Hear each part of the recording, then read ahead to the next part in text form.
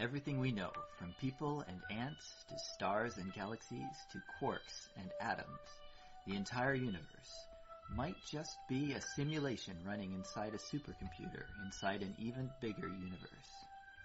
Ancient philosophers said that the universe is a dream that we're waiting to wake up from. In this dream world of the imagination, anything is possible.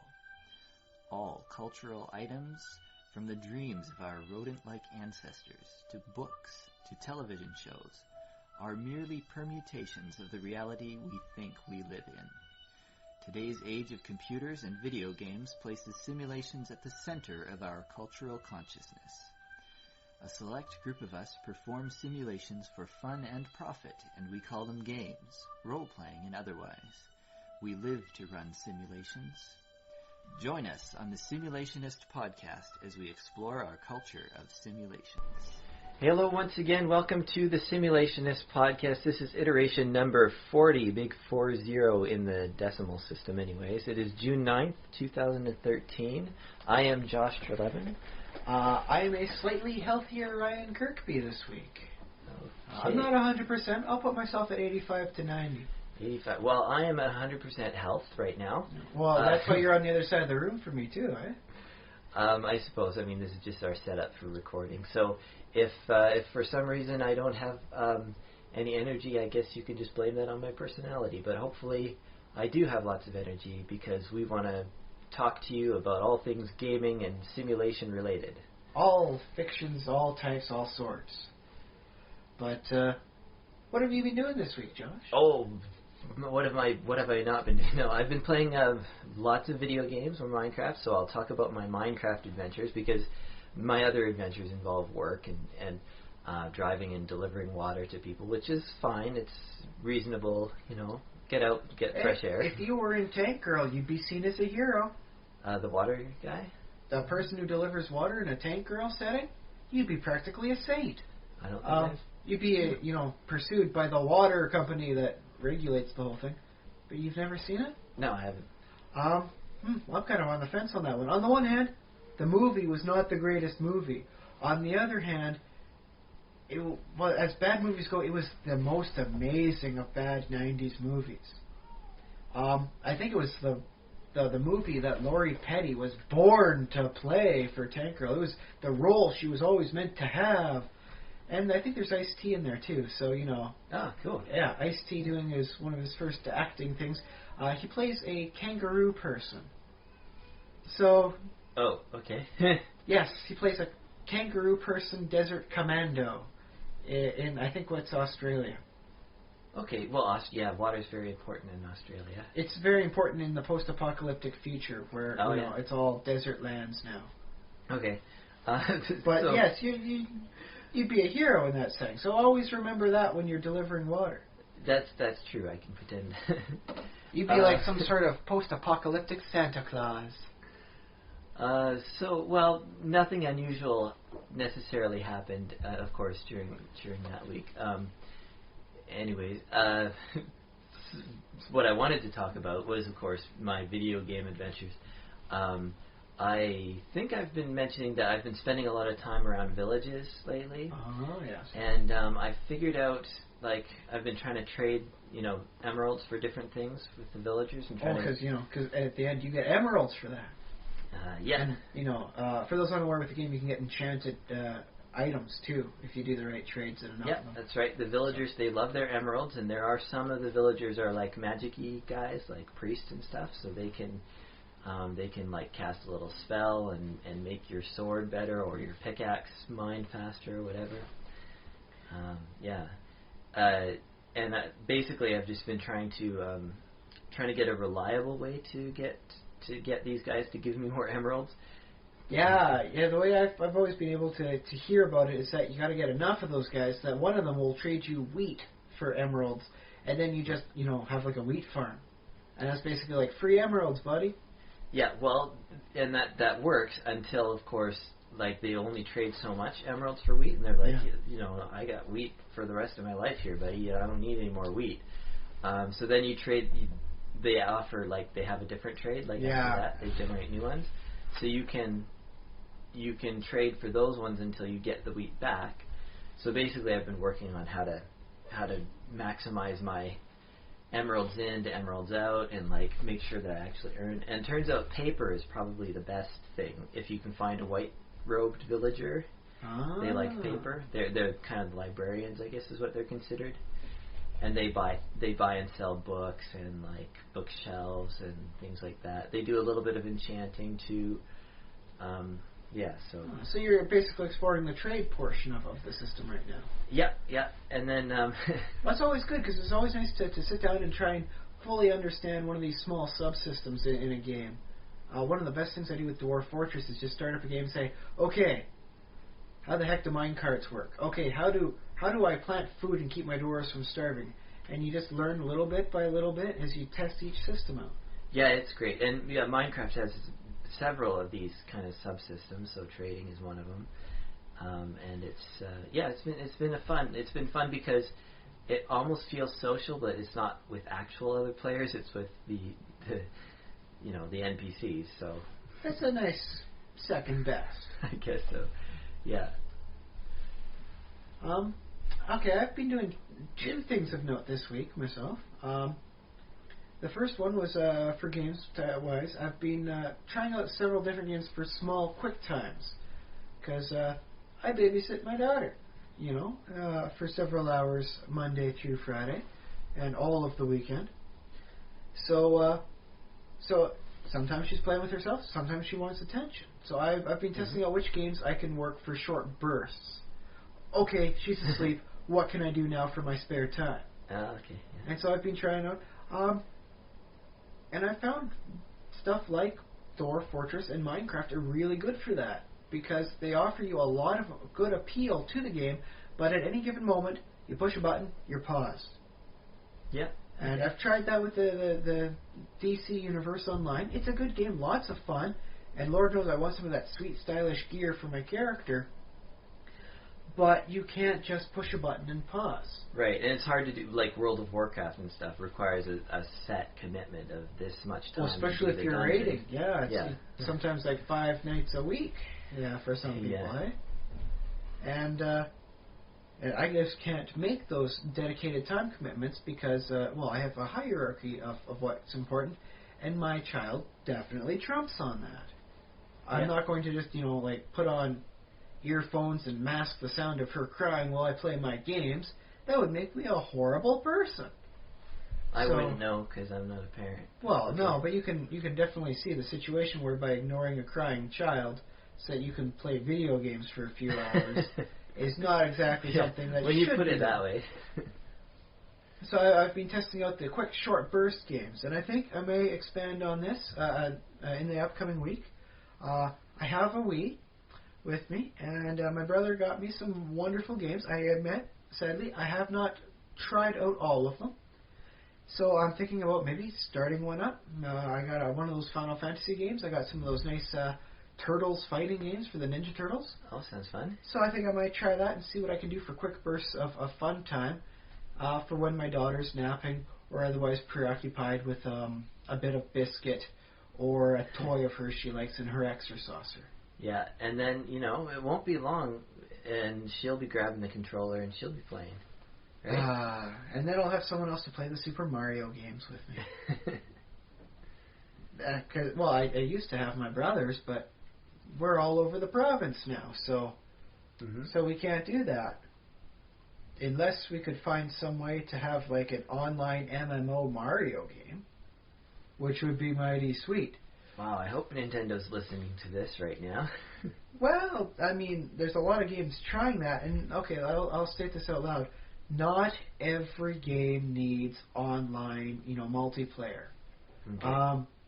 I seem to recall a lot of people complaining about the Golden Axe series being re-released, and they had a multiplayer for that, but no one wanted it. So if you ever wanted to play multiplayer, you had no chance because there was no one else online ever trying it. So you definitely need to have the appeal of the game for that. Yeah.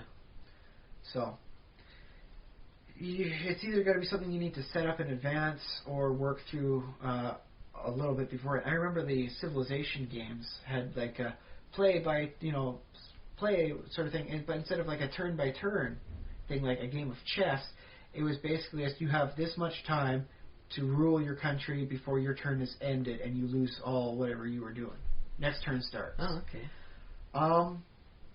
Was never too big on that. I would have actually preferred a nice small map, a nice turn-based thing, A, B goes back and forth, and then I could have whooped my old roommate's ass at it and shown who was really better at Civilization. Because we were both big on it back in the day, but we couldn't play each other head-to-head. That would have been kind of interesting.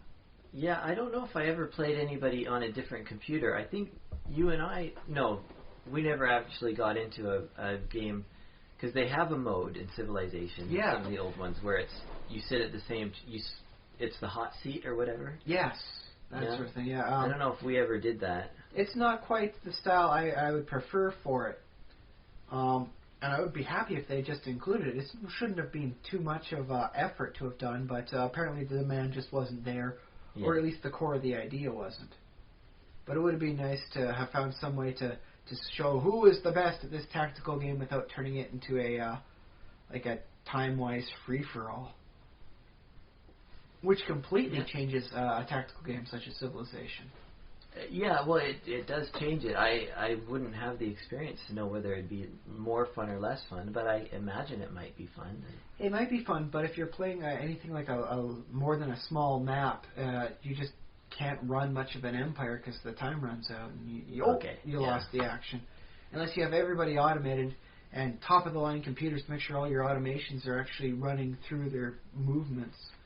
Yeah, but, well, the thing is, if you have that constraint, then obviously your opponent will also have that constraint, so you have to... So then you're basically a boxing match where you're both tied with bungee strings to the corner and one hand behind your back. Can you really be said who's the best fighter, then? I don't know. Boxing matches, like... The thing about boxing matches is you can't... I don't think you're allowed to just circle each other for the whole... Like, whatever the time. Yeah, you gotta test out, do a little jab here, there, you know, see which way, how quick they are for their reflexes. Oh, they're slow on the left. Bam, you're in. But I wonder if there's I don't know anything about boxing, so if somebody knows, maybe they'll write into us. But is there a rule that, imagine both boxers on just walked up to each other and just did a standoff stare down. Well, yeah, basically a stare down, or they just go in circles and nobody throws a punch. Can you? That must happen sometimes. I think if something like that happens, they call it and they get everybody back and they tell them shape up or ship out. Sort of thing. Both fighters get both fighters get in trouble for that sort of stuff. Because let's face it, a lot of the boxing matches are spectator sports as well. So if it's not good for the spectators, they're not doing their job. Yeah, I imagine that a lot of people would be yelling at boxers if neither of them would throw a punch. But I also imagine it must have happened at some point in history. Well, I recall an old comedy thing where they're doing the history of boxing, and it started off, I think it was Kids in the Hall, and they were showing how it used to be, and they'd put up their dukes, and they just kind of do that little bunny hop sort of thing they do, up and against each other, until one person passed out from exhaustion. Until some guy in the 40s, early or 40s, 30s, learned about punching and just do a punch and just knock the guy out and realized this is a great move. And it was just him chasing other people around the ring after that until some guy learned to punch back. And that's how boxing is as we know it now. That's good. Kids in the Hall. They had some very nice ideas, which I believe was mostly conceived sober. So, bonus. Oh, I didn't know about that about the Kids in the Hall, but there's always the joke on comedians, okay, how much of this was developed sober and how much of this had influence. Yeah. And I believe a very good portion of the Kids in the Hall was conceived of sober or at least completely legally. So when they weren't sober, it was just like they were drinking beers, coming up with ideas. I'm gonna try and quote George Carlin. This is a quote I saw off of YouTube. He says, no, I don't really do a lot of drugs, but what I do is I write my material, 6 or 7 pages of, I don't know if it's jokes or what, but he says I write my 6 or 7 pages completely sober, and then I have my marijuana or I'm not sure if he drinks alcohol or something. He has his drug, Then I have my drug, and then it's punch up time, and he says it in that George Carlin way. Then it's punch up time. Punch up time. Yeah. And then he edits it and makes it more. So I think that could be a way to do things. I don't know. It's definitely a nice way to go about it. But remember, of course, we do not advocate the illegal use of drugs officially. Right, yeah, of course. So, just in case anyone out there is thinking about, giving a reason to wiretap us for anything extra, no, we don't advocate that. We're completely sober. Use drugs legally, kids. Yeah, the only drugs we use are caffeine, I believe, and that's in the prescribed amounts. Well, what do you mean we use? Like, as in... You've got to have a bunch of Coke in front of you. While we're recording, yeah. Yeah, you've got Coke in front of you. I've got grape soda in front of me. During recording, yes, we only use caffeine. Yeah. I think that's all we've ever used. We're open to the possibility of drinking alcohol, but of course, I don't think that makes great podcasting, but other podcasts disagree, so... Well, I like to think I'm a person that trips up over the words coming out of his mouth often enough sober, put a few beers in me, and I might not be all that legible. Well, maybe we'll try it. If it turns out really horrible, we won't even bother uploading it, so maybe you might never hear that. We'll just have, like episode 45, nothing happened this week. Come back next week, please. Thank you. Very good. Okay, so... yes, there's a second thing I've been doing this week, is I've actually been looking at mods in Minecraft and Dwarf Fortress. Oh, in both? Okay. Yes, just looking at them and the various things that they've done. And I gotta admit, I think the graphic nature of Minecraft appeals to me more on looking at mods, because it's just nice seeing the stuff. The one that particularly caught my attention was the addition of tornadoes. The tornado mod? Yes. In which one? Both? They both have them? No, sadly, there's very little weather right now in Dwarf Fortress aside from rain, snow, and horrible fogs that kill everything it touches, and that sort of stuff. Okay. That's going to be added in, more severe weather, but that's not a high priority compared to some other stuff that really needs some attention focused on it. You're right. So, but oh my goodness, in Minecraft, the tornado is looking very nice. Now, did you manage to install it and everything? Or no, I was only looking at the mods this week. I got interested about the concept of my own skeletal fighters, and so I was doing some YouTube searches, see what people had that they'd put up, so I can see, is this really what I want? As opposed to just reading about it, seeing if it works, and if not, deleting it. I know, I'm going to take a look at it first. Try it before you buy, and try vicariously in this case. And the tornado was sadly not just a random weather occurrence. I would have loved that. But it was like a box you put down, and then you put like an air siren box next to it, and the air siren wails as the tornado comes in. It just picks up blocks and just creates this huge line as it moves around, as it picks up blocks and then eventually redistributes everything down. And not as loose blocks. It actually puts them down as regular blocks once they land. Yeah. So you can have a bunch of trees with a whole bunch of dirt and stone over top of them. That's a nice after tornado mess, kind of simulating real life. It very much did look very natural in that respect. Well, I guess as natural as a cube-based world can get. But I liked it. I was able to dig it. That was the one that caught my eye primarily. There's some other nice little things.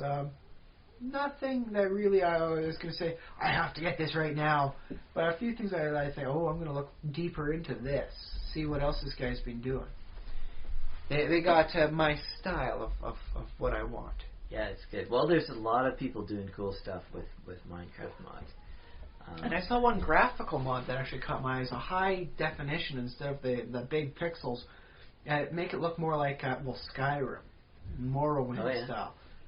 That might be entertaining to try. I'll say that. It might be entertaining. I'm not sure if I'll go for it, but it looked mighty beautiful. Yeah, I've seen some of those, the high definition texture packs. I think they look weird because it almost suits the blocky landscape to have them very pixelated and looking, like that. And it looks a little off if it's this beautiful picture of bark from a tree kind of deal, and then suddenly it's boxed at the corner for some reason. Well, you can always say that they do actually have cuboidal watermelons out there. Yeah. So maybe this is a world where that's just a big thing. Instead of actually putting them in boxes, that's just how they grow. Okay. It's an interesting thought experiment. I don't know if I'll actually add anything more. I'm actually quite enjoying the basic Minecraft, aside from a few little things here and there.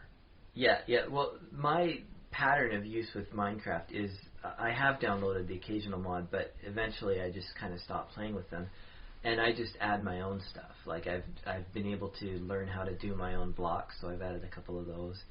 And I still would like to eventually sit down and try and come up with that idea we had way back so many months ago about clowns and including an otherworldly circus. I don't remember that. Oh, it was a nice little thing we just mentioned that, it was fairly easy to change the texture on it so you could make a zombie look like a different kind of zombie. Okay. Where instead of having it moan, you could have it laugh, and instead of it looking like an undead corpse of your Steve, it could look like a clown. So you'd have like these clowns laughing and coming at you, burning up in the sunlight.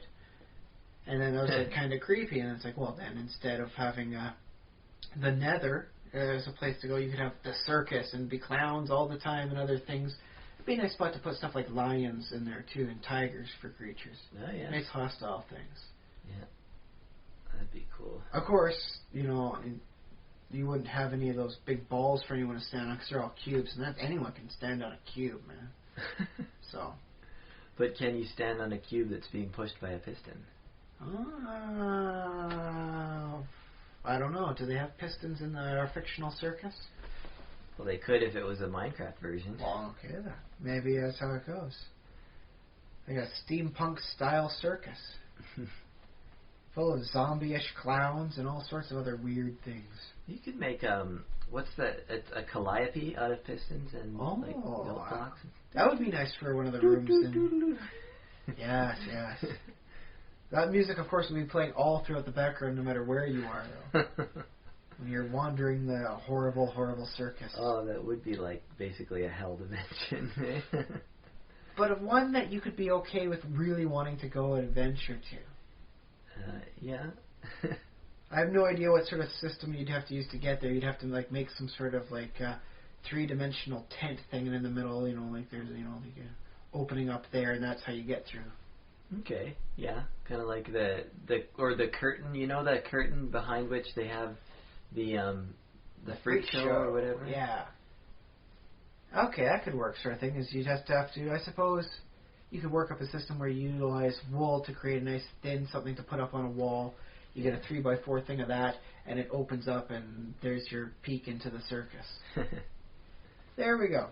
We've solved all sorts of fun things here. And you have to pay, I don't know, emeralds or gold or something to get in. Well, the circus ain't free, buddy. Yeah. That'd be pretty nice. And there'd be a reason to include popcorn for a type of food.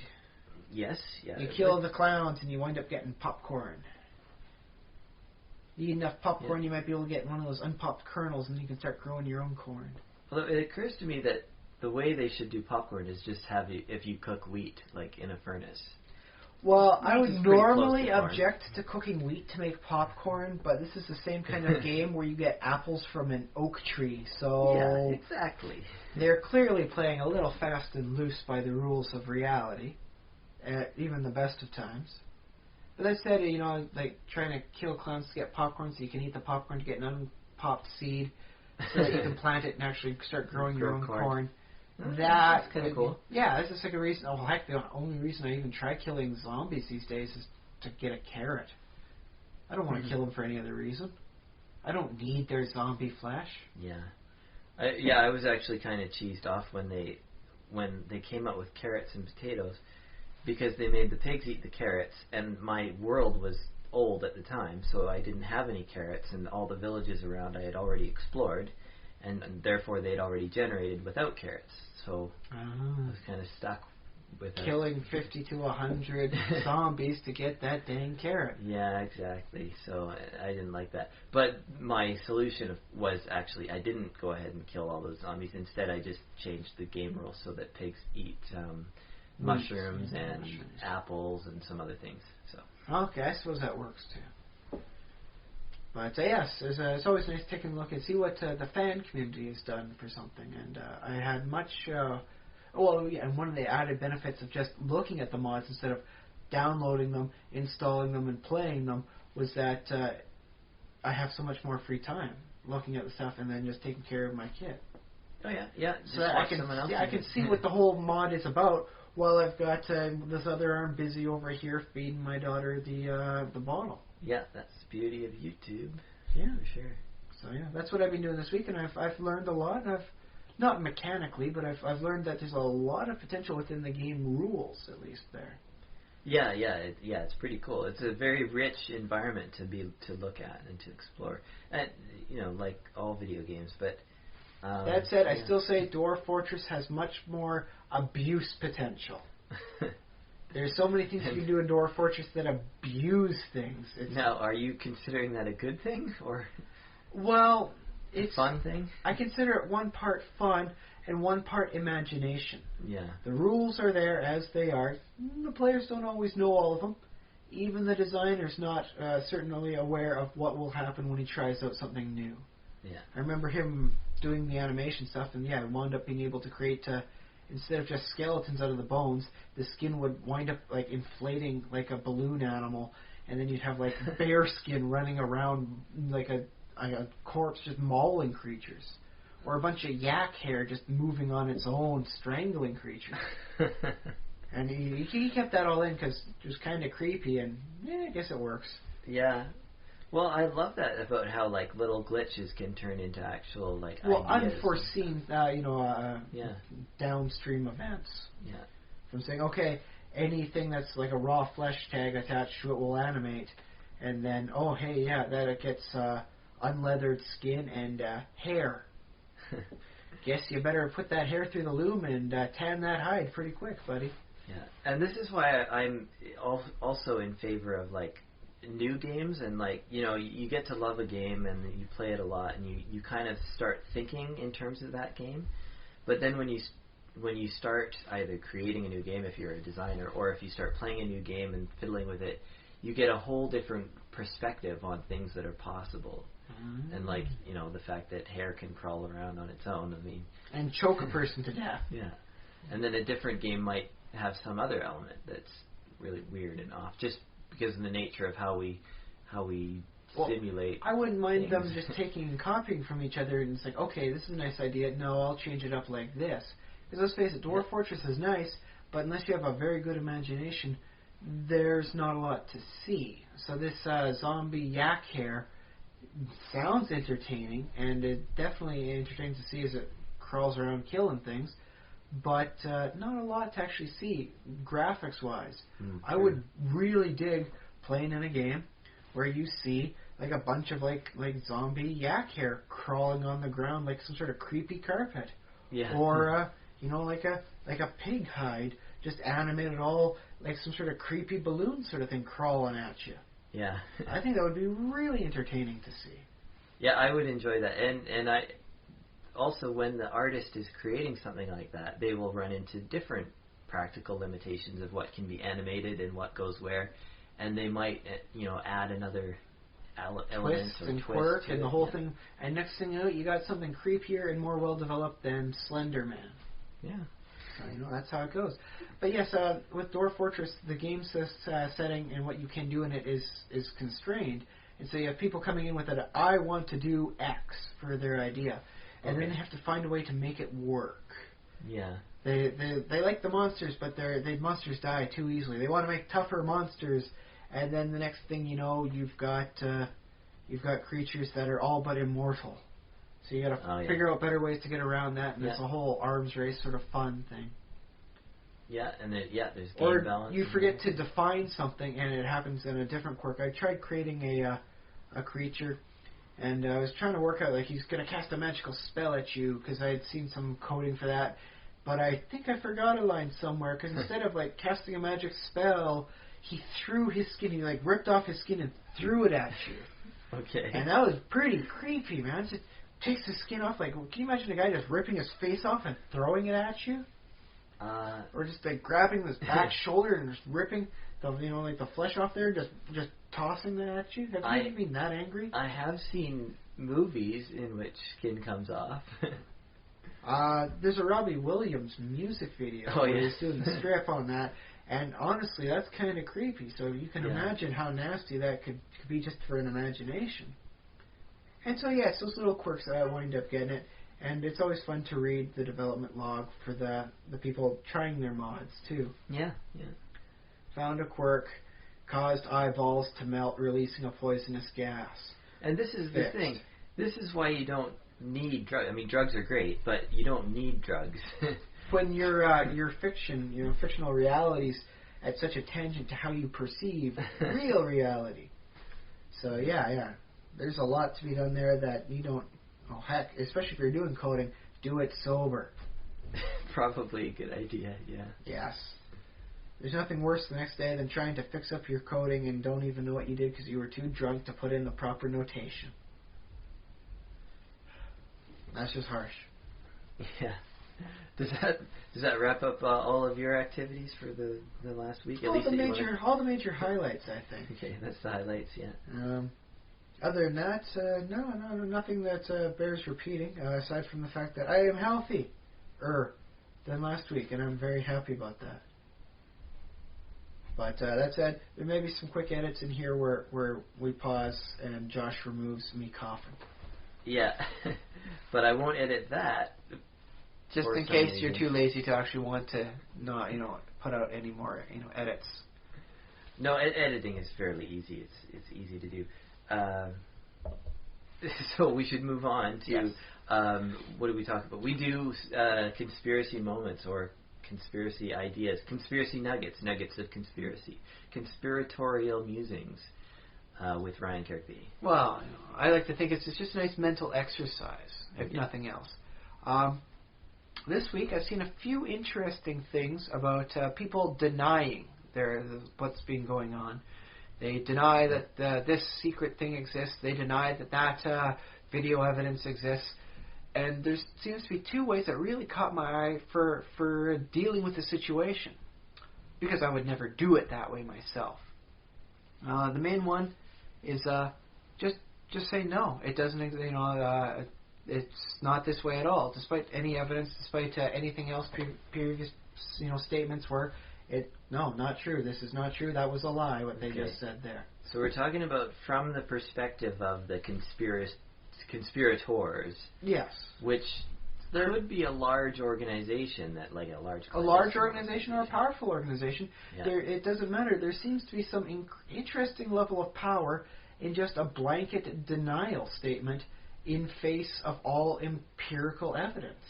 In face, just against all the facts. Well, the fact that it happens in the real world is a little bit depressing, to be honest. Yeah, it is a little depressing. That's why I try and take a good lesson out of it instead. That's my silver lining. Yeah, but I should mention that part of the reason why that can work is because we have a society in which we base our conclusions on evidence. So if they say no and there's no evidence, well, depending if there is evidence or isn't. Yes, our society bases things on evidence. So if you don't have the 100% sure evidence, and the organization that you're trying to accuse or the person that you're trying to accuse says they didn't do it, well, you can't do anything about it. Innocent until proven guilty, sort of. That's what we have in our society. But you can, if you're a bad guy, if you have a conspiracy. Well, I don't want to say bad guy because this could be. Well, it could be for a good conspiracy. They exist in as much as that. Any conspiracy is potentially extant. It's there. Yeah, if you're that person trying to cover something up, then this is a useful thing to you that people have to prove that whatever their claim they're making about what you did or what the previous claims were misleading in that sense, and that this, despite the fact that it sounded like this, it wasn't actually that way at all. Yeah. But I just found it to be really interesting. Maybe it's because, for instance, they're expecting the people who are listening to it to have one of those week-long attention spans. Come next week, they can't even remember what was going on for this thing. Yeah. So in which case, all they need to do is deny it, and then it's like, okay, that they denied it, and then next week something new rolls around to catch their attention, and it doesn't matter what you said. So you might as well just make it quick and easy, eh? Just say, no, it's not that way at all. And then next week, new story, you're gone. Yeah, well, that seems to be a way that our kind of the media in North America sort of works. Sadly. Is that, yeah, they have that short attention span. But also, weirdly, the media gets strangely obsessed with certain things. With a story above, other more important stories. Yeah, they'll just pick just a story that, to me, it seems random. Like, they just okay, I'll come out with one. Is yeah. the Rob Ford, crack smoking scandal. Yeah. This one's caught a lot of attention, and late night host stuff too. They've been making those late night jokes on him. But the thing is there was no, tangible evidence. There was a few people that said they saw a video that showed him smoking what appeared to be crack cocaine. Now, I'm not sure if you guys paid attention, but that's 3 people with no actual evidence to show the rest of the world on something that they weren't even certain of what they were watching, and this wound up taking up like a lot of news time. Yeah. I'm not a big fan of Rob Ford, especially the way he drives while reading, and I consider that to be reckless. But honestly, I don't see how they were going to get a news story out of this one. It seems just like there's so apocryphal data out there. There's nothing to substantiate it. Yeah. But it still caught a lot of news time, and a lot of people were really focused on that, but none as much as the news crews. Yeah, and I mean, I think what it is it's salacious. I think they think they'll sell more, they'll get more people talking about it, they'll sell more papers. I don't know if people sell papers still. I think papers are free now, right? Well, they still sell them. But you not can get as them all much as free they on used the to. internet, basically. Most of the stories, in some sense. There's a lot of op-ed things people are still paying money for. But, okay, now here's the thing. What caught my attention on the Rob Ford story was how he denied it. When he was saying that that his side of the story, he said it all in the present tense. I am not a crack addict, nor am I addicted to crack. Now, that doesn't sound right to most people, because it only means for right now. It doesn't mean anything about what used to happen. Maybe he used to be addicted to crack. Maybe he used to have problems with it. The way his statement was made, the crack video could be true, and his statement could be true if he's, taking the time to overcome the addiction. In which case, congratulations for overcoming a powerful addiction, sir. I fully support you in this. Yeah. But it was stated in such a way that it sounded suspicious, and which is an interesting way of keeping a conspiracy alive. All it takes is one interestingly worded statement, and all he really needed to do was not wait 8 days, come out on the first day, say, you guys have no real evidence against me. This is a poor story. It is poor journalism. I am not addicted to crack, have never been addicted to crack, and have never partaken of it in my life. And then bam, story done. Anybody who's following it is just hunting, trying to find some way to hunt down Rob Ford unfairly. But no, he waited 8 days and then made a very suspiciously tensed statement. It was all present tense. That's interesting that he denied certain things but not other things. I don't know how busy of a guy he is. Obviously, Toronto's a pretty... mind you, it was in addition to all the things that come with being the mayor of a big city like that, it was also his birthday last week. Happy birthday, sir, if you're listening. So there was extra things busy in his life that week too. Yep. So he was in a conspiracy to smoke a whole bunch of crack. That's the best kind of conspiracy. And get away with it while still remaining mayor. That's a fun thing about it in a good conspiracy theory is you should be able to see a conspiracy on both sides. For the one people you can see, yes, he's conspiring to hide his crack smoking ways. Yeah. Oh, on the other hand, you can also see it as this is a media that just wants to get him. They don't like him. They find that stories involving him get more press publicity and coverage, and they sell more copies, and everyone's paying attention to it on the news. So they're unfairly going for him because they know it's going to make for a good, entertaining story. They're not going for him because it's the truth. They're making something up. Well, and you also hear the accusation from time to time about the liberal being, or the liberal biased media. I don't know how true that is. Maybe, but I don't know. I myself personally have a liberal bias, so I've always admired the counterpoint of that's only because most of the liberal bias comes from reporting facts. Boom.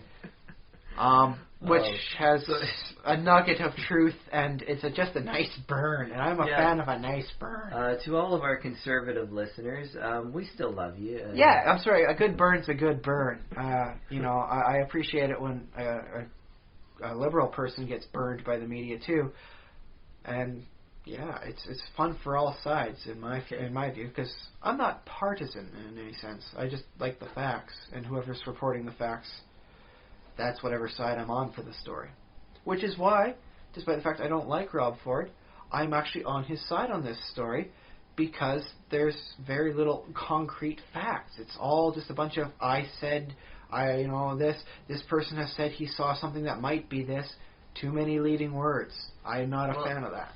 This is the problem I have with trying to take sides, as far as, especially with a hypocrite, because on one hand he's like, no, these drugs are illegal and we uphold the law to keep them illegal and whatever, and on the other hand he's doing them.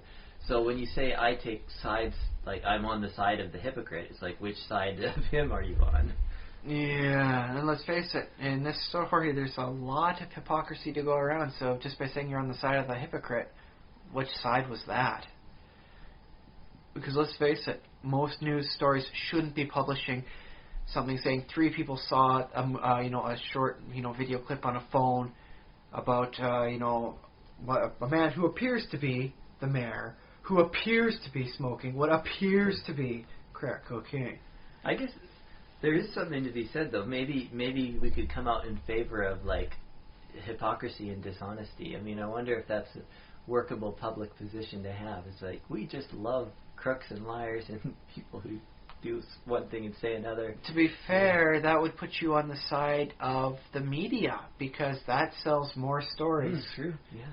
So if you're in favor of hypocrisy, you might be just part of the media. Well, I should point out to you, Ryan, in case you're not seeing what's in front of your face, is there is a microphone in front of us, and a podcast is technically a medium. It is a medium. On the other hand, we are not journalists. We are not beholden to the standards of journalists. And also, I find for most news stories, you get a much better story if you remove your personal opinions from it and look at it as a whole, which I advocate everybody does. Not good for conspiracies, because you tend to find out who's lying badly about what. But well, I'll tell you, conspiracies, though, what you can do is you can step back and try and take that objective position. And I think you might get a little bit better insights into how to manage certain aspects of it.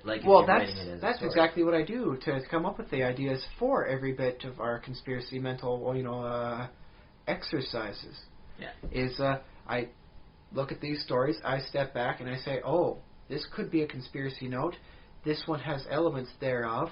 How can I relate this and find these common themes, these threads that run throughout many stories? Yeah, and of course, I guess you have to step into them at some point to think because the person embroiled in it, or in the middle of it, entangled, knotted, in it, will have a different perspective. They have the subjective experience rather than the objective experience. Yes, and they'll see strange things like Yeti skin crawling around and trying to attack them.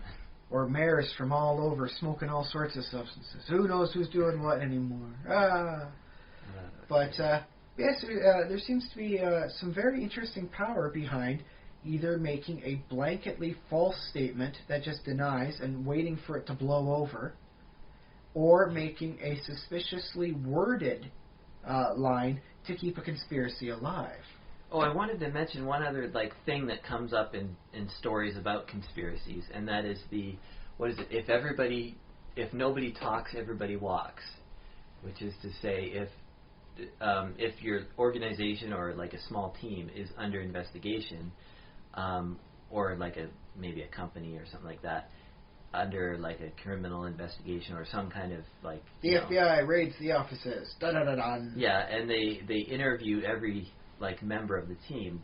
There's supposedly this idea that if everybody agrees not to cooperate with the investigation, or at least not to give out certain information, like nobody talks, everybody walks. So then, the prisoner's dilemma is as it's properly known. That's another. Yeah, that's a simplified version. Two men are caught, for some sort of crime and put into separate rooms. If neither of them rats out the other, they're both deemed innocent. There's not enough evidence to hold them. They both go away free. Net benefit to both. If one person rats on the other, they gain immunity. So there's two situations where where one person comes out ahead, another person takes the fall. One which person A walks, person B drops, person B in the other one talks, and then person A winds up going to jail. Yeah. But then there's a situation where both rat on the other, and they both receive a commuted sentence because they both gave up evidence willingly. Yeah. It's better than going to jail normally, but not as good as walking away from it as if no one had said anything. And trust me, there's been a lot of people looking at the prisoner's dilemma.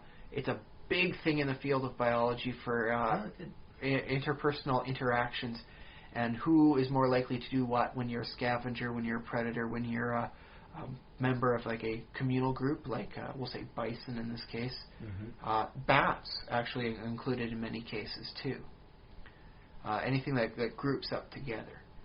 Okay. And because it turns out, there's some very big differences in basic thought patterns based on who, what, or what you eat.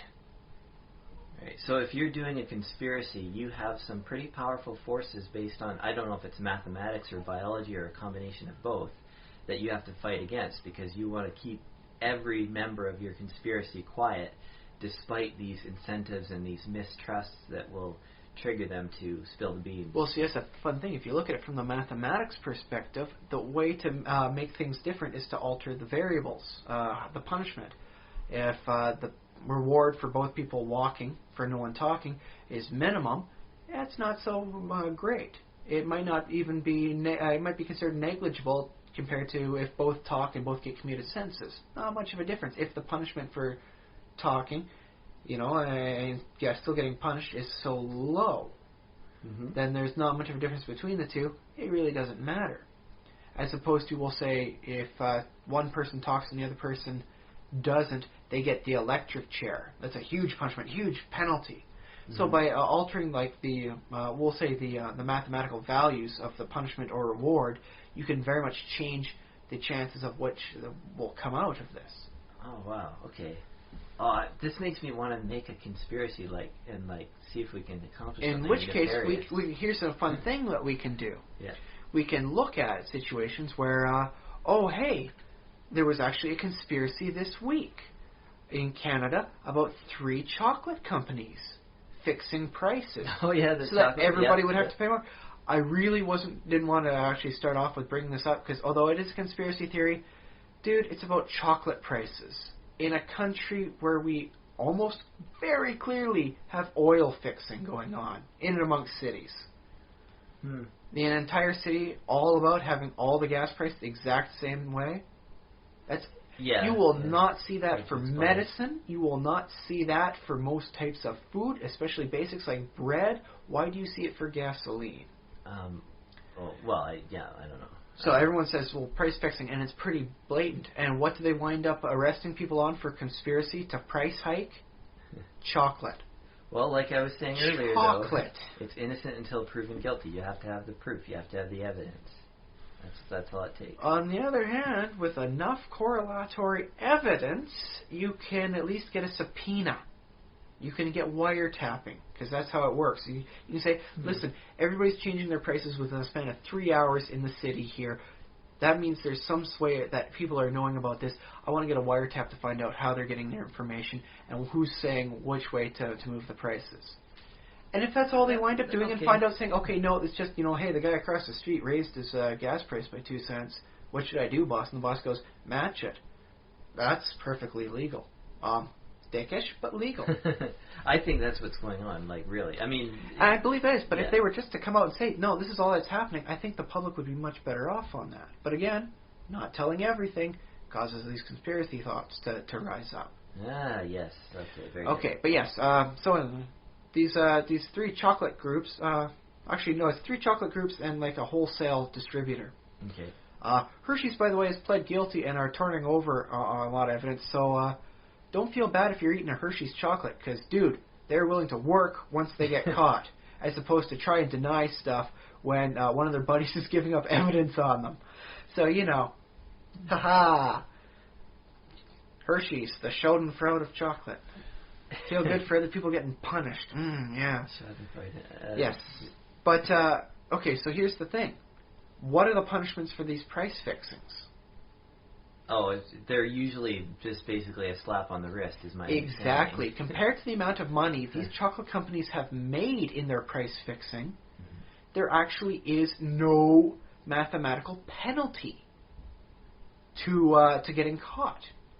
So they can effectively have like an open conspiracy, say they're doing it, get millions of dollars a year, and wind up getting, we'll say, an annual punishment of $300,000, the maximum imposable fine. Doesn't matter. They're still making out like bandits from their price fixing, open price fixing.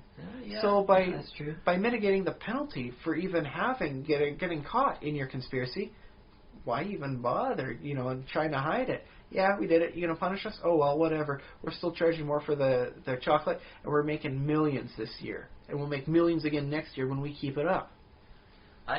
And what do you think the chances are that anybody's going to pass a law to increase the fines anytime soon? If a company decided to be as brazen as that, yeah, I think there would be. I would actually support them for being so brazenly out in the open about, we're price fixing, we're doing it, you can't stop us. Well, all the chocolate you buy is price fixed. You cannot stop us.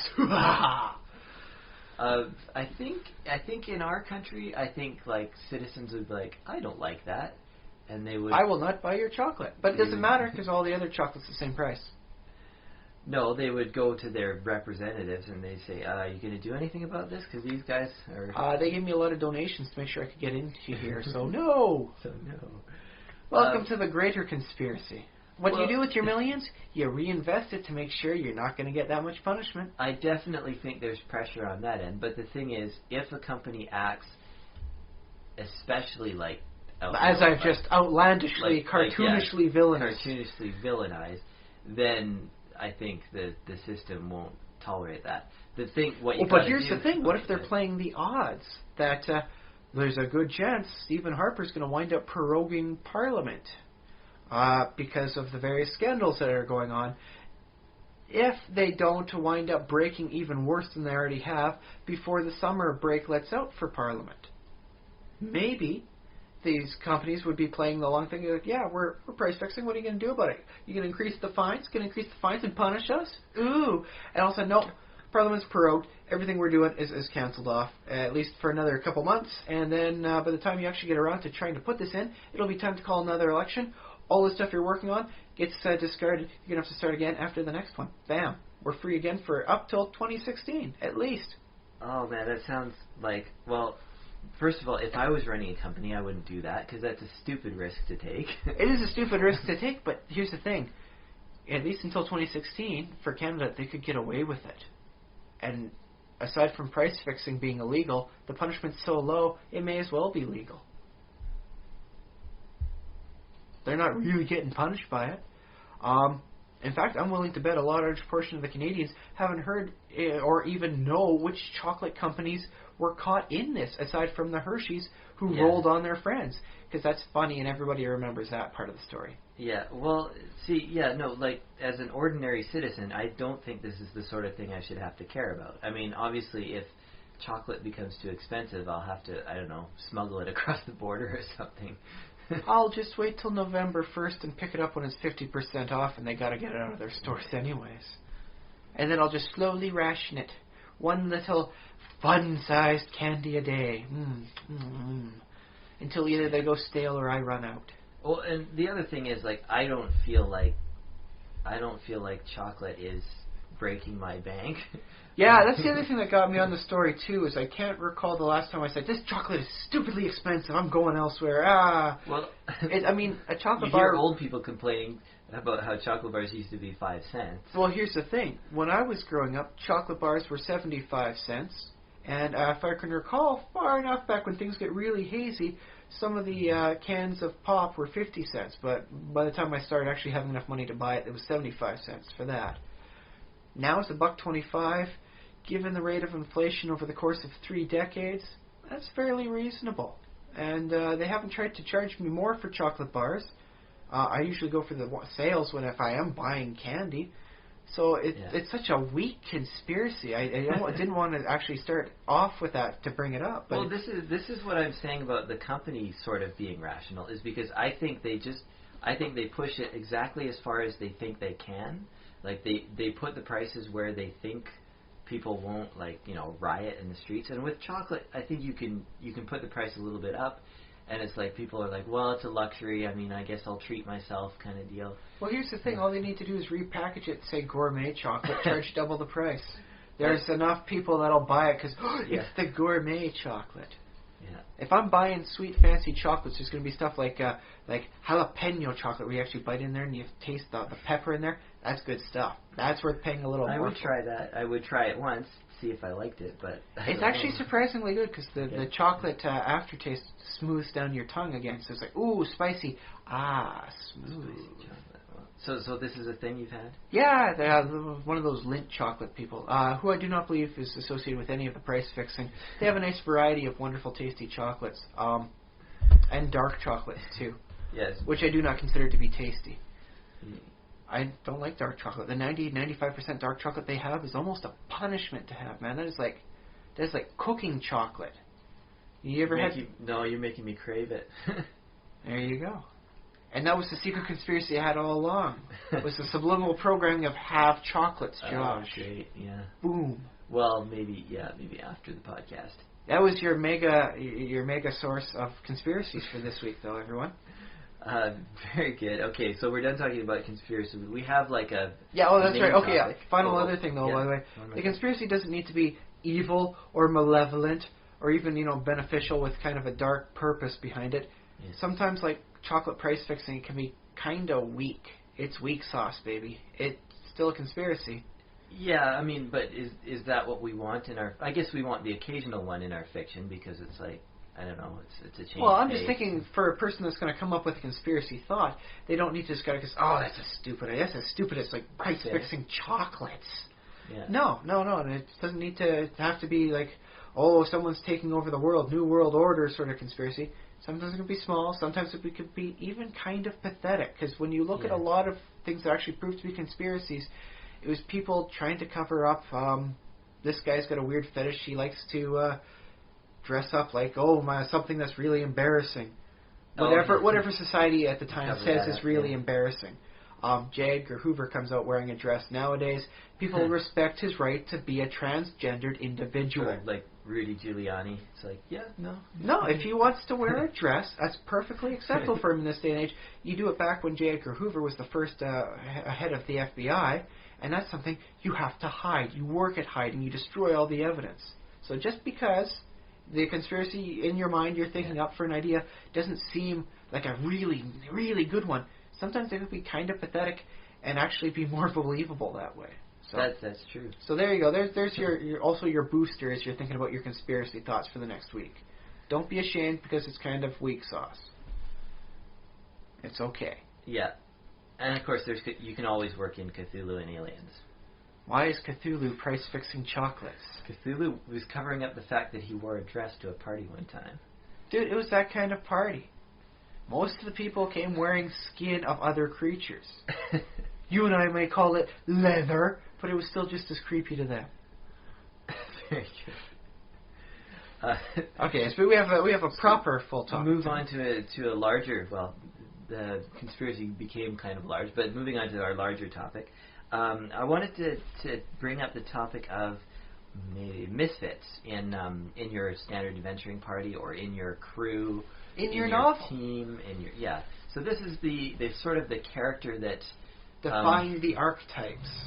Yeah, and they have maybe a thing wrong with them or something, and you wouldn't expect them necessarily to be heroic or they have one sort of thing that. Well, see here. Okay, now here's the thing: is what defines a person who's a misfit from a otherwise heroic person with a tragic flaw? I think they're basically similar things, or very similar things. So I remember watching a movie earlier this week, The House of Dracula, and the scientist who becomes later a mad scientist. So hey, if you like mad scientists, good movie for you. Dracula what? House of Dracula. House of Dracula. Yes, it had Dracula. What year? It had 1945. 1945. It had the Dracula, the Lon Chaney Jr. Wolfman, had Frankenstein, a mad scientist, and his hunchbacked assistant. But the hunchbacked assistant was what really caught me about it. Because, well, she was like an Igor, but aside from having a hunchback, she was a very pretty woman. In fact, the person who played her was a model. She was a model, and she went into acting later on, did some nice stuff. Okay, but cool. So she's a hunchback. But she was otherwise a beautiful woman. She had the makeup, she had the beautiful hair, she had the wonderful legs. Yeah. Was this a comedy? Or? It was mostly a proper horror, although there were some nice small comedic tones to it. And that it's like, okay, all these monsters are kind of all in one place, having a weird kind of fanboy vibe to it. It was a little hard to take 100% seriously that way. But so this hunchbacked assistant, this Igorina, would you see her as a misfit because no, she's hunchbacked, or would you see her as a flawed hero character? There was nothing wrong about her for her personality. She was a wonderful lady. Anybody would be wonderful to and fully lucky to have her fall in love with them and have a wonderful courtship romance and then marriage and life together. Well, I might actually have to watch the movie to make a decision. But she's a wonderful person, excellent nurse. She was with the doctor because he had a plan to help cure the hunchback sort of thing for her. And were they good guys or bad guys? The nurse was definitely a good guy, sort of thing. The doctor started off as a good guy, but due to circumstances, became a crazy scientist later on, thanks to vampire blood. Cool. Spoiler alert, but whatever. Don't worry, it all makes sense when you watch it. But she was fully a good person on the whole thing, but because she was like a hunchback and she didn't have necessarily the full motility, she didn't run like everyone else did. She, did kind of the slower walk because hunchback. You don't always have full mobility. That's just a sad fact of the condition. Yeah. So would she be seen as a misfit or a flawed hero? Why not both? Oh, okay. So you're saying that there's that decent amount of overlap between the two. Yeah. Okay. I just wanted to make sure we had that settled in there as to whether or not there was a difference between these two categories. Yeah. Well, my thinking of my example that I wanted to bring in was the Star Trek cast. Well, almost any of the Star Trek series, but it's like there's this blind guy, there's this guy who's an alien from another planet, there's this guy who's a robot. For the Next Generation, arguably the most popular for that series, for all of the series, due to who was watching what for how long. Yeah. It was the most popular. Yeah, you had the robot who wants to be a real boy. You had the alien raised as a human, Worf. Yeah. Yeah, he was supposed to be a Klingon, proud warrior guy, but no, he was raised by, if I'm not mistaken, 2 Russian people that loved him just as much as any other child. Yep. So, he had a tragically human upbringing, and so he had all sorts of neuroses about that. Am I, Klingon enough? Yeah. So, interesting way they portrayed him. I would have done it with more of a chip on his shoulder. Like, yeah, he needs to get in the fight to do stuff, but he was pretty good as is. And yeah, the thing about the Next Generation is almost every character had their moment when they were questioning, do I really fit in, or what, who am I? Almost every character had that.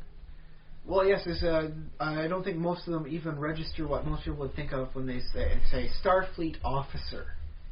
Yeah, they don't picture Counselor Troy's non-uniform. They wouldn't picture a artificial humanoid like Data. They would picture, they wouldn't even picture a kid like Wesley. Yeah. I guess it's the white male, Riker would be kind of your archetype. Although I suppose, it could be, either gender or any ethnicity sort of thing works for it. Just spin the dial and... Yeah, it's like if they're all, as long as they're all humans kind of deal. Which, the original series had, they were all humans, but they were from different nations on Earth. Which was big back then, because for the younger people out there, you have to realize there was the Cold War going on. And it was only about 20 years after World War II.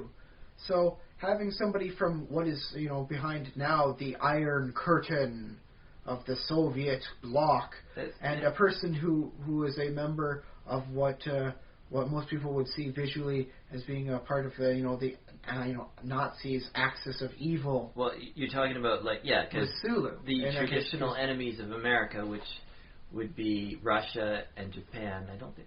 Well, Japan had the lingering thing from World War II. I guess they're an ally in the 50s and 60s, of course, and up until today, they're one of the biggest manufacturing component pieces, essential to North American life. Today, we love Japan, but I think in that year, in the 60s, when they wrote there was Star still Trek, enough people remembering World War II and the whole propaganda of you cannot trust them.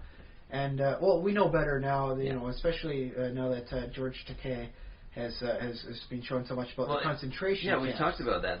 The very actor who plays Sulu, George Takei, was in an American concentration camp for Japanese-born simply because American citizens. Simply because he looked like the enemy. Well, yeah, his look and his heritage, basically. Yeah. And because his citizenship and his parents' citizenship was American. It was just the fact that their heritage, their original, where they were born, where his parents had been born. I don't remember if George was born in America. I think he probably was, but I think so too. But the fact is, just because his parents were born in the opposing country, they got put away into a camp, and so there were still lingering effects of that even 20 years later when they're doing the whole thing. So having so Roddenberry's idea of having a crew member from Japan mixed among the we'll say it. The racial tensions were still pretty bad back then, so having Uhura there, just even on the set, would be enough to have some people flick off the televisions and write letters in disgust. How dare they have a black person in the future? I hope they didn't get too many letters, but I imagine I think even one is considered too many and fairly ridiculous, but yeah. But, from what I hear of different interviews and stuff, they also got a great many encouraging letters. Oh, yes, definitely enough to make up for it. Yeah. And this is something that has influenced, generations. Not my generation, because my generation was the next generation. But I guess, indirectly, that was influenced by the original series. Oh, yes. They had to keep things going. That it's like, okay, you've got people of different, colors here, but where's that really different or bold or new now? And it's like, okay, this guy's actually an android, and this guy's an alien. He's one of those Klingons that everyone was fighting on the first series. He's with us now. Actually, he's got access to all our weapons. I like that as an evolution. I never thought of it that way, but basically, the original series brought in, the traditional enemies. It's like, okay, now Russia and Japan are on our side. Now we're kind of working together. The next generation says, okay, now the Klingons are sort of on our side, basically. They're not actively against us anymore in the Federation. And then later on in Voyager, it's like, okay, now we have a Borg on our side, and now a Borg is helping us out. Well, I think it's because up until the reboot of the franchise with the Abrams movies, it wasn't about the action. It wasn't about the adventure sort of thing. It was about the humanization of the enemy. I'd say that's a major theme of Star Trek. Up until, as I said, the reboot of the series, in which case it's an action-adventure series. Yeah. But that's a gripe for another time. They're doing good enough to keep the series alive this way, and I'm all right with them circling before they come up with something amazing new for the series to really bold and make you think. Yeah, we're not satisfied with the latest movie, but that's okay. Well, I'm okay with it because it keeps this franchise alive. Okay. It's a life support system. But that said, it's not as bold as the first interracial kiss ever shown on television, which was done by Kirk and Uhura in the original series. Yep, that happened. Have we talked about that? Probably. Anyway. That was a big thing back then. That was, oh my goodness, the hell they got from stupid, small-minded people back then. Woo! So, and Okay, so there were some TV stations that wouldn't show it, and they took them off the local air there because no, you can't have that. Not in your hippie space future. That's unfortunate. But yeah, I wanted to bring up Star Trek because they function as a team despite being. You the might have oddballs, expected the misfits, yeah. Yeah, you might not have expected them to work well together. They're kind or of heterogeneous. not be seen as good as what the ideal team would be. Crack shots all here and there in their respective fields. Yeah. But of course the lesson being that everybody has their thing to contribute, and if you have a varied team, then you actually have a and if you have a reason to prove yourself too, you will wind up doing better. That's true also. Yeah, like you look at Wesley Crusher too, like being, he's just a kid. That's he's the misfit in it's that an he's ageism young. thing. And that's why I love Will Wheaton, and I'm okay with Wesley Crusher because they were doing ageism from the other end. They could have had some 90-year-old guy, but let's face it. The realities of it are, statistically, he would not have made it 9 seasons to be a 98-year-old man on there. Yeah, actually, so who was old? Guinan was supposed to be 900 years old. Well, she's supposed to be 900 years old, but in Yoda? her race, that's about normal. It's okay. It's not a thing to worry about. Oh, she just didn't wake up one morning. No, 900 is for her race. Yeah, that's I don't know what, even mid-age for them. Well, I don't know yet. Yeah, but 900 is not an unheard of age. But let's face it, if they were to get a 90-year-old guy to work the bridge there, how many seasons before they have to deal with his natural passing? Well, the actor doesn't have to be. You could just have a younger actor in makeup every week. I mean, God knows, Worf went through enough, or Michael Dorn, I should say, went through enough on the makeup chair. Touche on that. But with Wesley, they worked the ageism on the other end of the spectrum. He's too young to do it. He can't be good enough at all. I think that generally works for audiences. It didn't always come through in every episode, but I was able to recognize it as them showing, ageism. And even some of the crew members are not willing to respect him because, dude, he's too young. He's not experienced enough. Yeah. Well, it's the thing about ageism that doesn't bother me is like with young people is, well, that's going to change. It's like, okay, if you have a problem with somebody who's young, well, they'll grow out of it. Like, they'll become, old enough for you to tolerate whatever your threshold limit is. If you have that problem with the kid, then But I don't think he was put on there because Gene Roddenberry wanted to have his son be more interested in the whole thing and pay more attention to it. Because, they got a young kid there, too. No, I'll watch this. No, I believe in the time he was considered one of these appealing to the teenage girls. I don't know. Yeah, Star Trek definitely had teenage girls. Well, I don't know how many. I think that was more of a bonus perk that it appealed to that demographic. Mm-hmm. But it was also to show the ageism going on, in that just because the person's young doesn't mean they're necessarily too incompetent to do anything. Yeah. Well, I guess, you can have a lot of reasons for including a child character for, just to tell those stories. Yeah, sure. Yeah. But there is sex appeal, I gotta say. Dude, he was underage at that point. You can't say that anymore. No, Will Wheaton's older than me, so. Yes, but now you can't. Now you cannot now say that about him then, because at that point he's still 15. That's like okay. For instance, when I was growing up, I watched The Cosby Show. I liked and had a small crush on the character Rudy. Now, I was the same age as her. Now, but I cannot currently say I had a crush on Rudy because that sounds like an adult man having a crush on a child, and that sounds really kind of creepy. It's one of those weird things where, because what you're watching doesn't age, even though you do, the discrepancy gets kind of weird. Okay. So you can't say, without proper notice beforehand, that Wesley Crusher is a sexy young man, because that's a 30-year-old saying that about a 15-year-old. So, Okay, apparently I can't say that. Well, not without proper warning, to keep people from thinking the wrong thought. Okay, fair enough. So, you just got to be careful and stuff. It's one of those weird quirks of fiction, is you age after the fiction, as this being taken into your mind, but the fiction stays as it ever was. unless they reboot it and make sure all the characters are the same age as you again, it's going to wind up being this younger thing again, and so the fiction doesn't age. It becomes almost immortal that way. Yeah. Which might be an interesting thing for a topic to look at, is the immortality of a decent fiction. And whether it actually truly is immortal. I don't know a lot of people that actually read Jules Verne these days. Well, I have read Jules Verne. I read it as a kid. It's funny because Jules Verne has been adapted to so many things. You've probably seen almost all of his major works.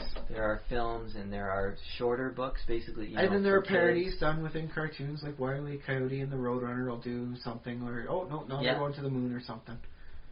Yeah. So but not as many people actually read Jules Verne as they used to. So, is it truly immortal, even if everything, all the characters never age technically? There, Jules Verne, I think, is at the period where I don't think anybody is alive today who would have been that would have been the thing in pop culture at the time. So now it's more of a retro thing. Well, this is not even that. It's become one of the it's part of the canon now. The set of books that sort of everybody reads, or is in everybody's expected to be familiar with. And the thing is, there are so many books in the canon that I have the expected reading that I haven't read, including many Jules Verne's titles, but I've read a couple of them. But we're going to have to put a pin in this, because I think this is a good topic for another time. Okay. Oh, yeah, immortal fiction. Yeah, okay. The immortality of the fiction. Yeah, that'd be good. Even if the characters aren't, because you wrote them in something that lasts, as long as that lasts, they don't age that way. And that's why you get people that won't read that last chapter in a book. They're afraid their beloved character might die, but if they don't read that last chapter of the book, they're still alive. Okay, yeah, that's a thought. That's happened, and I keep hearing it from time to time. So, okay, but yes, that's the pin for another time. We're talking about Misfits. Yeah, Misfits. And so it works. You see it in Dungeons and Dragons an awful lot. The characters that aren't properly min-maxed out for their role within the group. Yeah. Oh, I wanted to bring up standard action again with regard to that. Have you seen the standard action? Bits of it. I'm trying to get around to it, but I've got so much on my plate, and I keep finding other things to look at instead. Well, they're from Vancouver, so we sort of have a local interest in that. Well, I do like them, and from what I've seen, I fully endorse and support it. It's a good quality stuff. Yeah. And technically, I think they may constitute a decent portion of the 10% part of the film industry in Vancouver that's actually still employed. Well, actually, perhaps now, their first season, I think they had a budget of 0, technically. Yes. But I don't think they were counting. Or they were using the personal funds of the people, like the producers. But then they started Kickstarter, and so they're doing the whole thing. So, yeah, I think they have a budget now. And it's definitely, from what I've seen, produced better results. Well, aspects of it are good, and there are aspects that are not as good. But I'm not here to criticize. They're still learning too. Still, some of the stuff is just better because they have more experience with it now. Yeah, and the thing about that show is many of the cast, the vast majority of the cast and crew, are quite young. They're 30s or 20s or whatever. They don't have that old man experience that if you were to bring in the 50, 60-year-old old pro. I guess so, and I think studios have the kind of the lifers who do things and kind of have that experience. Yeah, so it's always nice if you can get them, but it's not always necessary. But the point I wanted to bring up with them is that they're the Dungeons and Dragons characters that you were mentioning that are kind of underpowered, or they're just wrong, or they're just bad at the beginning. Badly classed for their stats. Yeah. Sort of thing. Or badly statted for their class, whichever way you want to look at it, because it could be either or. But that's the fun thing about D&D, of course, is that no matter how badly statted you are, no matter how bad you play your class, technically you're just as valid a character as anyone else out there. Okay, yeah, you're still a character, I guess. You might not be as effective, you might not be as efficient, but you're still just as valid a character. And there's something special about the role-playing games because of that. Yeah. Well, it's funny. It's every once in a while I stop and marvel at the impressive capabilities that a human being has that no other animals, like just having, opposable thumbs and arms and hands and being able to walk around and like move things around and build things and tell other people what to do. That's actually pretty piddling compared to some of our lesser valued physical traits. The stamina of a human being is stupid nuts over and above beyond most other creatures. The fact that we can run for like basically days, I mean if we had to. Well, yeah, once we actually get into fit shape, yeah, we can run for hours. Well, heck, right now you and I could probably go out there, we'd be wheezing, but we could run for 15 minutes. Yeah. That is considered just bizarrely amazing by most creatures. For them, it's like a 2-minute chase. If the pursuing predator doesn't catch them, that's it. Well, they stop. They're going to try again. They're horses, and for that reason, humans are like, the horses can run faster and longer than us. That's why we have horses and dogs with us. Dogs are hunters with us because they were one of the only species that could keep up with us for so long. Yeah. We are persistence predators, and this is creepy and scary to the rest of the natural, animal kingdom. So the two gazelles will be just exhausted. They're running. One says to the other, "These guys have been chasing us for a half hour. Why aren't they quitting? What's going on?" We are weird, creepy aliens to the rest of the species. Well, so it's like, you pick up your role-playing book, and imagine it's a game where you play wolves. I mean, you can have a weakling wolf who's like not very good at it, but you're still a freaking wolf. Yeah. And same with human. Like you can have a weak kind of human that's kind of not so great, but you're still a freaking human with all the human powers. If you're in a modern age, you still have enough power to go and buy a handgun. That beats pretty much every other natural predator on the face of the planet at this point. And if you have like some kind of otherworldly, other dimensionally intellect controlling your actions, even if you're pretty dumb, that other intellect, the player, as you might call them. Keep in mind, history has shown stupid people with a good idea can do a heck of a lot. That's encouraging to me for some reason. Yeah, it's just something about humanity's mentality where all you need is even a stupid person with one good idea and you can get them pretty far in life. Yeah. And a stupid person with no good ideas can still coast through life just wonderfully. So, hey, the human mind and society is set up for some very interesting things that way. So if you roll your character and you get all 9s, then the DM can just say to you, well, look, you're still a human. You still have 2 arms, 2 legs. Oh, except for that flaw you took with your one-legged. But never mind. You can still move. Don't worry about that. One of the other guys, I'm sure, will put a stick on the end there, and we'll keep you mobile enough. But yeah, it's a wonderful thing that especially in D&D. D&D is I think an interesting example out of the stuff. There are other systems where you can wind up frittering your points away into something that will never, ever become useful. Superheroes game, you can wind up having all these weird extra things where you can teleport, but only when the sun is up and only in a northwest direction. And that will be considered a power, but it won't be considered a valid power. Mm-hmm. Whereas D&D will have the inbound constraints whereby you know what, you're a sucky fighter, but you're still decent at what you're doing. Just make sure you're not fighting big dragons right away, and you'll wind up winning more often than not. Yeah.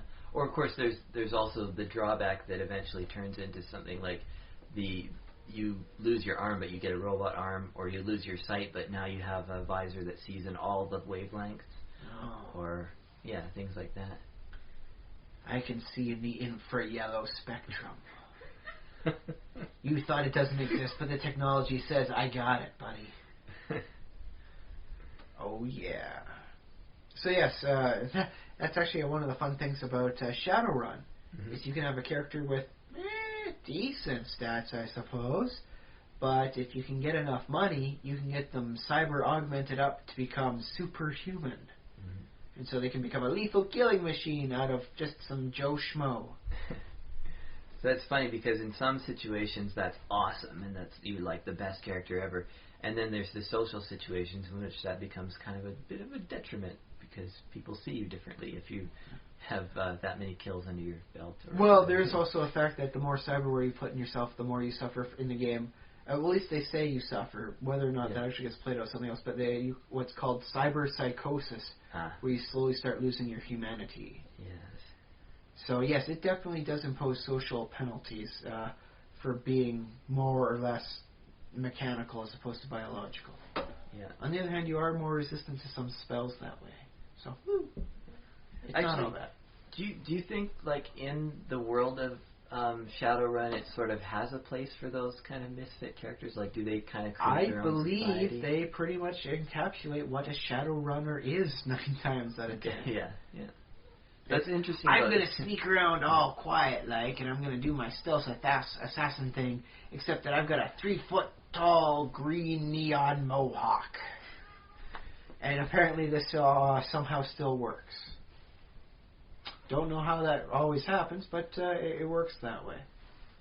Well, if you're sneaking around, like in the proper city dark alleys, areas, and they're dark, and it's a cyberpunk future to hide behind, where a lot of people happen to have that, and maybe people mistake you for just a trendy hobo. You can have that happen. Yeah. But yes, I think there's something to be said a lot of adventure games about the oddballs being the people that are the heroes. Yeah, that's true. So whether or not that comes from the stereotypical gamer considering themselves to be an outcast, and so they make their characters outcast, but also heroic. Yeah. To help show that, I could be heroic too if I had a gun or magic, and an opportunity. Well, do you think that's a nerd thing? Because it happens with reading and comic books and reading novels and things like that, is that those kids who kind of keep to themselves, they find heroes in those odd people and they kind of relate to that? Or do you think that's a human thing in general? But, like, people who don't suffer that, or I don't know, they're off playing with other kids or something like that, so they don't care, or what? Well, I'm just thinking, it may have something to do with the personality of the reader, of course. Mm-hmm. If I'm going to read a story about, a spellcaster that always fails in his spells for some reason, a weak fighter, and a clumsy thief, I could enjoy that fairly well. If it was decently written, I could have a lot of entertainment from it. Mm-hmm. But I don't think I could enjoy a narrative about Donald Rumsfeld as like a protagonist in an action adventure with subtle intrigue, and even though I decently dig conspiracies, I don't think I'd read the book of the action adventure hero Rumsfeld. I would if it was written ironically, I suppose. No, if it was written with just a nice spin on it, I could enjoy it. Yeah. But I think there's a lot to be said. Like, I just wouldn't have anything to relate to this character through. I'd have to find something in the story to latch on to learn from it to make it interesting for me. Yeah. Well, that learning from a story, that's almost its own topic, because... No, that's what I do from a lot of my stories, and I've been considered weird for doing that as opposed to just reading it and enjoying it and being done. Yeah. I learn and I study as I go.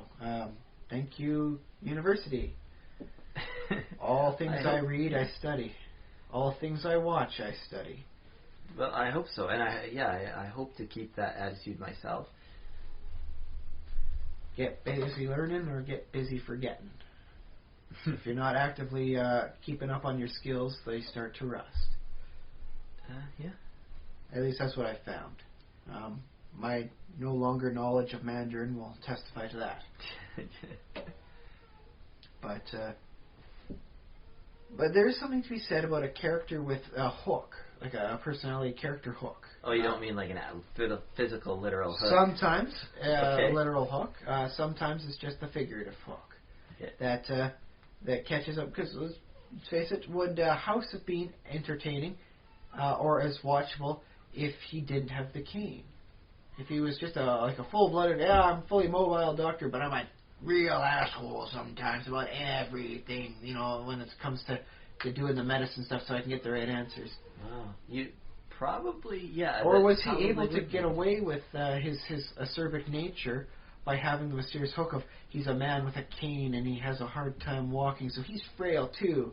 So you can get past the one hook and you see the other, and those were the two hooks that got so many people watching, at least for the first few seasons, and everyone loves him and the rest of the cast, and it just kind of keeps going for momentum that way. Yeah, you might be right. I never really thought of that. I wouldn't immediately say whether the cane made a difference. I would just say, no, who cares? But I mean, they put it in for a reason. They made it a story element for a reason, and it was a part like that may have subconsciously gave him a little mystery, gave him a little frailty at the same time. Yeah. So yes, there's definitely those things that get you in on the character. I mean, there are other characters in that show who don't have a cane and they have pretty bad attitudes. But nobody has an attitude more acerbic than House. Yeah, well, depending on the episode, but yeah, generally. Okay, towards some of the later seasons, I believe Chase got pretty grim there sometimes. I think there were moments. He was turning into House.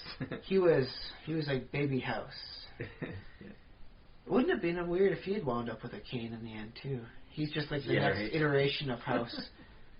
And that's when you find out House's mentor is some guy now in a wheelchair, and he's even worse. Oh, that actually would have been a fun little twist to put in. But it's too late to write in my suggestion to that now. They're done. Mm-hmm. Hugh Laurie's moved on to hopefully more lighter-hearted and full mobility issue things. Apparently the limp was hurting his actual ability to walk.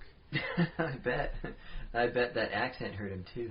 No, he's just such an amazing actor when it comes to stuff like that never even faced him. He goes in and out of it like crazy. Just switch in and out. American, UK, Brit. Okay. American Brit. He goes back and forth, and it'll blow your mind, man. But let him try a Newfie accent next time. That's what I say. Oh, see, that's pretty hard, because if you start getting the Newfie accent wrong, you wind up curving off into like Irish. So you really have to pay attention to what you're doing for that accent. But I think he could wind up getting it pretty good. Him and Gordon Pinsent together in a movie. Oh my goodness, that would be great for a nice East Coast setting. Yeah. Yes. If you don't know who Gordon Pinsent is, I feel sorry for you. He's a Canadian actor. You should love him. He does good work. I know who he is. He's like Leslie Nielsen. If he had Leslie Nielsen had continued doing dramatic stuff all his life, okay, with the occasional comedy bit. So there you go. Now you're caught up. You're all good. So yes, but the cane is a nice physical characteristic. You saw the cane before anybody ever talked about him having the limp and needing it, right? Yeah, I think probably. So then, would there be an interesting amount of discrepancy between the visual fictions and the more literary fictions, or the role-playing fictions? Well, in a literary fiction, you can say right off the bat he's a man with a cane. I mean, this is going back to the silhouette that we talked about last iteration, about how you see the silhouette of a man with a cane, and that's House, or it turns out to eventually be. So there's that. See, the thing with the silhouette of House is you need the stubble on his face to get that right too. Because House doesn't look like House when he's clean shaven. No, I think his hair can be a little bit bedheady, so that can. Well, before he gets it nice and really short in the later seasons. Oh yeah, that's right. He does have it short. But that's still a nice and same sort of look for him. But yes, the bedheady hair too works for him. But would the man with the cane, as in writing, be as gripping a hook as seeing the first scene of House as he comes walking in and you show him with the cane and then it pans up to his face? No, I think the actor and the live performance, well, live as in television, film, televised, and edited, but yeah, I think that definitely adds a lot to it, to the character. Yeah.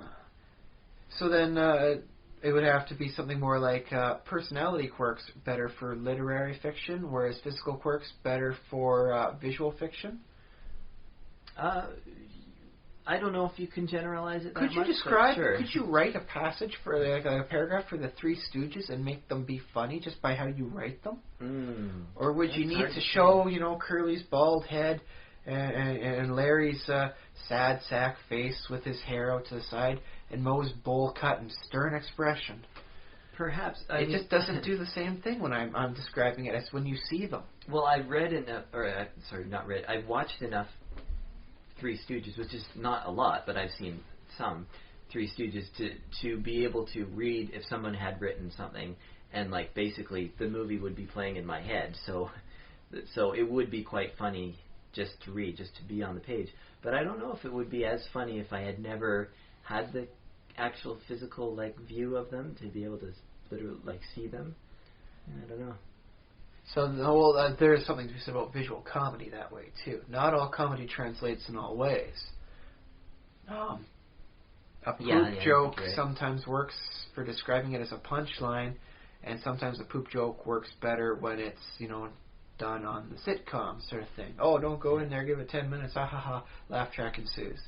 Yeah, well, a picture is worse than 1,000 words. Well, it depends on who's taking the picture, I suppose. We've been discussing different things, different topics for just over 90 minutes. I want to remind the listeners that they can email us, thesimulationist@gmail.com. They can find discussion on our Facebook page. They can find discussion on our YouTube page, which we also have. And everything else. Do you have any final thoughts on this? Well, in the end, I think if you go for like the perfect character, the one without the quirks, without the flaws, you really don't have much of a character to write with. You've basically just got like a puppet, and it doesn't seem as real. So maybe it's just a quick way of making a person seem more real by having them be the miscast, the outcast, the freak. That's true. I guess everybody feels that at some point. And everybody has some kind of flaw. Like, there's no such thing as the perfect person. Although there are some shallow people, in the Valley area, I have been told, that try to become the perfect person. I wonder if this is why, like, Jesus films never work. It's because, like... Oh, well, that's right. You show an imperfect Jesus and people get upset at you. You show a perfect Jesus and people are bored. Yeah. Which is a shame, because there's a lot of deep things you could probably work with a character like that. Well, I think there have been a couple of imperfect Jesus-like stories. I think Passion of the Christ was probably one of the best ones. I don't know, The Last Temptation of Christ was, I think, maybe the best one. Yeah, I'm thinking Jesus Christ Superstar, but I can't. But anyways. But okay, that's an interesting point. Yeah, the perfect character is too boring to read, even when it's somebody you really should pay attention to, like, potentially the God of gods and the Savior of your soul. So, if he's... he had a personality. You saw him flip. You didn't see him really. You read about him flipping out with the money changers in the temple. Yeah. And I would call that a flaw, losing your temper. But there are, in theological circles, they say, well, of course no, because those guys were bad, so he kicked them out. So. But here's the thing: is the fact that he flips out. That's a personality trait that you remember. It's like he's a calm guy, but you see those money changers, and he flips out. He goes nuts. He just flips the table like a bad poker player, and he goes barroom brawling on him. Actually, yeah, that's interesting because the way that Jesus is described as perfect is often making excuses for strange things or things that happen around him. And he remains calm about the whole thing. Some guy comes up and starts cleaning his feet all of a sudden. It's like, no, man, I'm not wearing shoes. You don't need to shine my shoes because they're not there. It's like, oh, no, he's just being calm. And so, it's an interesting way to explain his passivity against something that would kind of freak you and I out. Like if you're just sitting around at a beach and some guy comes up and starts cleaning your feet. How would you react? Would you be all, oh, thank you, my son? No, you'd be like, dude, knock it off. How would I react? You foot freak. If somebody... No, not that there's anything wrong with having a foot fetish necessarily, but so I'm sitting on the beach on like where are we? Okay, well we'll put you up over in Cordova Bay area. It's a nice area, and they've got some good stuff going on there. And I've taken my shoes off because they got nice sand there too, so it's really good to just feel your feet in the sand. Some crazy homeless guy with like a big beard, or do you think it's like a normal looking guy with like a suit and tie? Or let's work it for the first one here. Let's go with crazy guy. Crazy homeless man with the beard comes up and starts washing your feet and get all the dirt off and getting in between the toes, making sure your feet in there. And does he have like a bucket and soap and everything too, or? I'd assume a small bucket or something like that. Yeah, a little bucket with a sponge. Yeah, or I don't know, maybe like one of let's say if he's homeless, maybe he's just got like one of those rolling pens they use for paint, but he's got soap and water in there instead. Okay. And is it warm or is it like cold? It's lukewarm. It's a warm day, so it feels Okay. nice and cool. So it feels cool on my feet. Okay. Yeah. I'd probably let him do it. But you'd be a little weirded out by the situation. Yes, it would be weird. You would be on edge. If someone was writing it, no one would describe you as being passive and calm, like, oh, this was going to happen anyways. No. You'd be careful about it, and then you might consider, like, double-checking your feet later on, just in case that wasn't just normal water or anything. I guess so. It's funny because, like, the question is, like, would you say something to him and you'd be like, sir, can you not do that? And it's, like, I might be weird, but my reaction is just to let it happen. Like, that's sort of how I would proceed. And I wouldn't say anything unless he was like, okay, now I'm going to get this knife and start sawing through the skin. Okay, that's enough. But if he's just washing, and I might... So now, here's the thing. We have to to find... say, I'm sorry, buddy, I can't tip you. I don't have any cash on me, or something like that. We have to find those people that do those candid camera stuff and have them do that.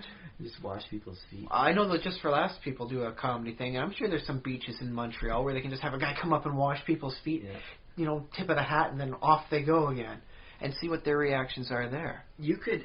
This video, you could sell this video to churches, and churches would show it in their youth groups, and they'd be like, okay, what do you, like, Jesus and washing feet and all that. And what does this say about society that so many people get freaked out by this act of kindness, unusual and random though it may be? Yeah. But I guess I might assume that they were, like, if the person, like, I had no other context, I might assume that the person was just one of these, like, it's a scheme similar to squeegee guys.